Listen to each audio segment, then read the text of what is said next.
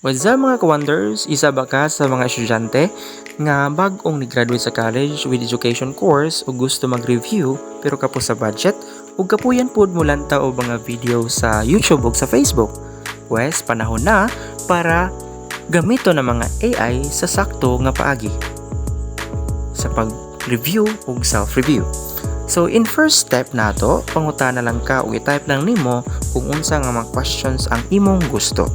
And automatically mag-type dayon or i-generate dayon na ni AI ang imong gusto.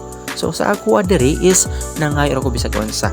Tapos nag-provide siya og 10 na items. Nangayo og pasalamat. I said thank you. And nangayo ko niya og answers kato nga mga items og explanation sa tanang answers dito sa mga items. Then napilain nga way guys, mga ka-wonders, pwede nimo nga ansiran ang mga questions dito and you will ask her or him kung unsa man na siya nga AI kung i-check dito, i-check na niya kung sakto ba imong answers.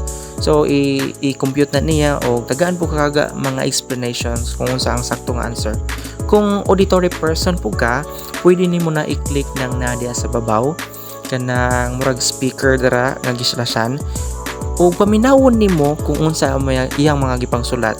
So eventually dali ra ka maka-learn tungod kay nadungog nimo og auditor person ka.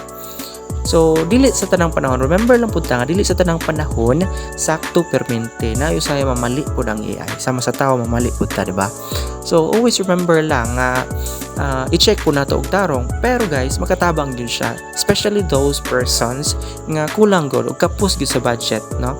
So kana lang siguro o kini nag-answer pa siya, no? So ato sang tan-awon kung sakto ba gyud ang explanations.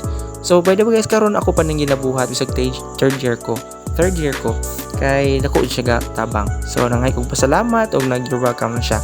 So always remember bisag kapos mangita lang tagpamagi. God bless.